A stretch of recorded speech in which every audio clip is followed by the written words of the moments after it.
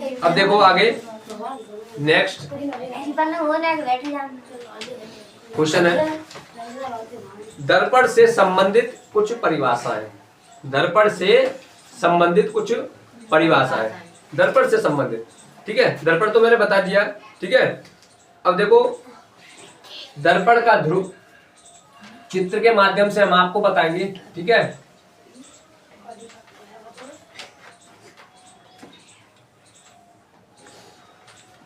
ठीक है बेटा, चित्र के माध्यम से ये हो क्या है,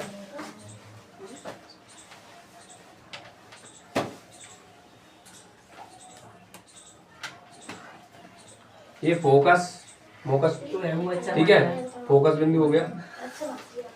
ये यहां से यहां तक स्मॉल एफ हो गया, ये पी हो गया, ये वक्रता केंद्र सी हो गया, ये मुख्य उच्च हो गया,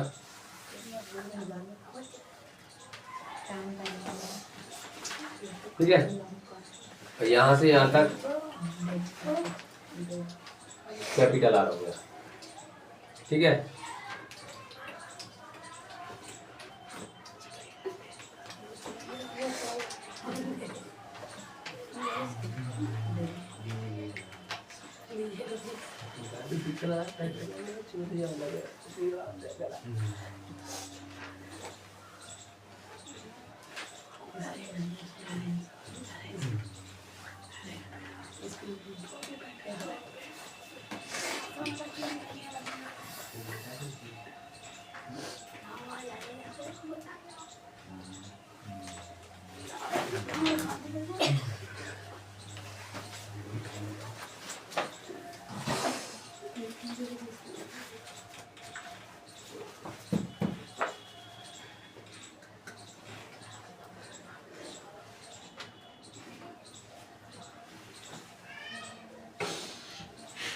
देखो इसमें देखिए बेटा,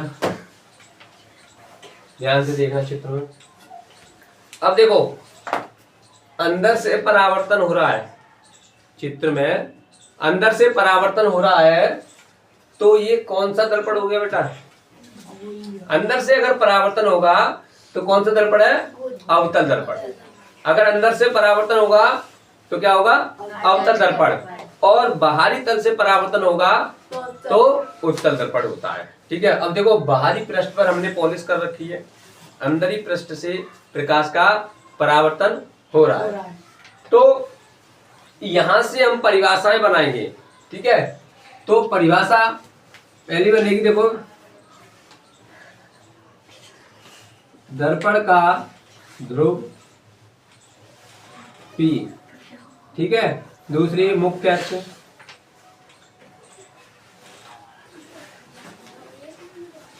तीसरी वक्रता केंद्र, वक्रता त्रिज्या, ठीक है। अब फोकस दूरी, वक्रता केंद्र सी होता है और वक्रता त्रिज्या आर होती है, ठीक है। फोकस दूरी एफ होती है, ठीक है। और मुख्य फोकस, मुख्य फोकस, फोकस, यस सर। ये परिभाषाएं बनेंगी 6, ये दर्पण से ही संबंधित है, ठीक है। अब देखो पहली है दर्पण का ध्रुव। अब देखो ये दर्पण है, इसके मध्य में P बिंदु है, ये दर्पण है, इसके मध्य में P बिंदु दे रहा है, ठीक है। इसके मध्य में P बिंदु दे रहा है, तो अब बोलेंगे देखो परिभाषा, दर्पण के मध्य बिंदु को क्या कहते हैं? दर्पण के मध्य बिंदु को दर्पण का ध्रुव कहते हैं, दर्पण के मध्य बिंदु को दर्पण का ध्रुव कहते हैं। अब दूसरी है हेडिंग हमारी मुख्य अक्ष। अब मुख्य अक्ष क्या होता है? मुख्य अक्ष देखो, शांत रहो बेटा। मुख्य अक्ष क्या होता है? वक्रता केंद्र तथा ध्रुव, वक्रता केंद्र तथा ध्रुव को मिलाने वाली रेखा, ठीक है। वक्रता केंद्र तथा ध्रुव को मिलाने वाली रेखा को क्या कहते हैं? मुख्य अक्ष कहते हैं। ठीक है, अगली है हेडिंग हमारी वक्रता केंद्र। ठीक है, अब वक्रता केंद्र क्या होता है? वक्रता केंद्र एक खोखले गोले का, ठीक है, ऐसे बोल सकते हैं कि गोलीय दर्पण जिस खोखले गोले से काट के बनाया जाता है, गोलीय दर्पण जिस खोखले गोले से काट के बनाया जाता है उस गोले के केंद्र को वक्रता केंद्र कहते हैं। गोलीय दर्पण जिस खोखले गोले से काट के बनाया जाता है उस गोले के केंद्र को वक्रता केंद्र कहते हैं। इसे C से प्रदर्शित करते हैं। अब C से क्यों करते हैं? क्योंकि C फॉर सेंटर, मध्य बिंदु को सेंटर बोलते हैं, सेंटर पॉइंट। ठीक है, अब अगली है ये वक्रता त्रिज्या। अब वक्रता त्रिज्या क्या होती है? गोलीय दर्पण जिस खोखले गोले से काट के बनाया जाता है, गोलीय दर्पण जिस खोखले गोले से काट के बनाया जाता है उस गोले की त्रिज्या को क्या कहते हैं? वक्रता त्रिज्या।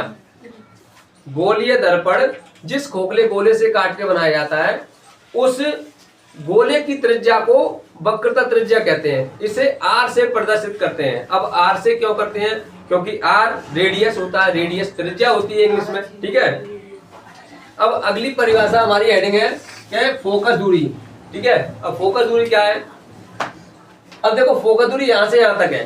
ठीक है, फोकस दूरी यहां से फोकस बिंदु से, ठीक है, से ध्रुव,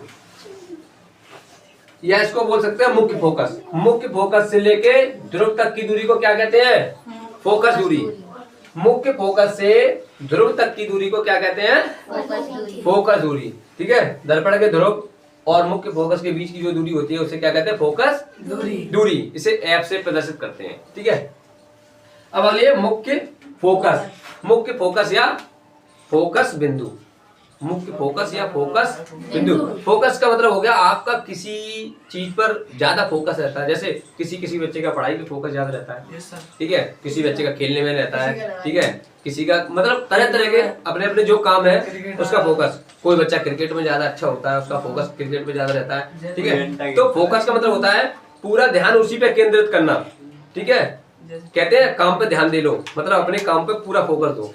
ठीक है, तो अब मुख्य फोकस क्या होता है? देखो ये जो किरणें हैं, ये आ रही है, जो किरणें एक दूसरे के समांतर ही तो है। अब समांतर कैसे पहचानो? क्योंकि ये किरणें एक दूसरे को नहीं काट रही हैं, इसलिए ये समांतर है। ठीक है, अब बोलेंगे किसी वस्तु से मुख्य अक्ष के समांतर आने वाली प्रकाश की किरण। किसी वस्तु से मुख्य अक्ष के समांतर। अब देखो ये मुख्य अक्ष है बेटा, ठीक है, अब ये मुख्य अक्ष के समांतर ही ये किरणें आ रही हैं। ठीक है, ये वाली किरणें मुख्य अक्ष के समांतर ही आ रही हैं। ठीक है, किसी वस्तु से मुख्य अक्ष के समांतर आने वाली प्रकाश की किरण दर्पण से परावर्तन के पश्चात, देखो दर्पण से परावर्तन ऐसे हुआ, यहाँ पे आके ये वाली किरण मिल गई, ये वाली किरण यहाँ मिल गई आके, ये वाली किरण भी मिल गई। ठीक है, दर्पण से परावर्तन के पश्चात जिस बिंदु पर मिलती है, दर्पण से परावर्तन के पश्चात जिस बिंदु पर मिलती है उस बिंदु को मुख्य फोकस या फोकस बिंदु कहते हैं। ठीक है, समझ में आ गया? ऐसा ही चित्र है, इसी चित्र से परिभाषा बनाने की कोशिश करें। ठीक है, अब अगला है फोकस तल क्या होता है? फोकस तल।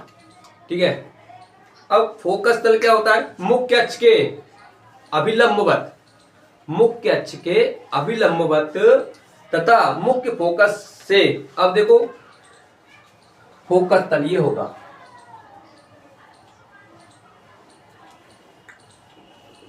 ये जो लाइन होगी,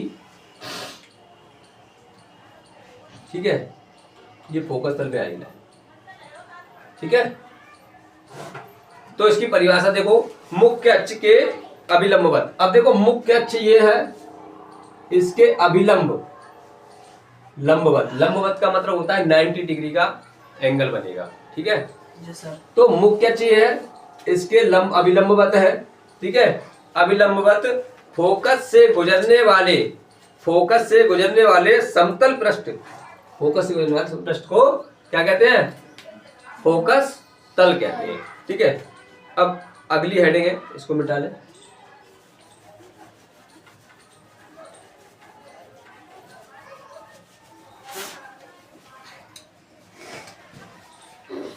अगली हेडिंग है प्रतिबिंब।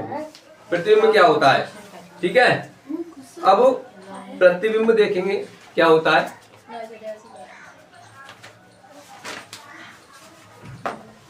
प्रतिबिंब क्या होता है? ठीक है,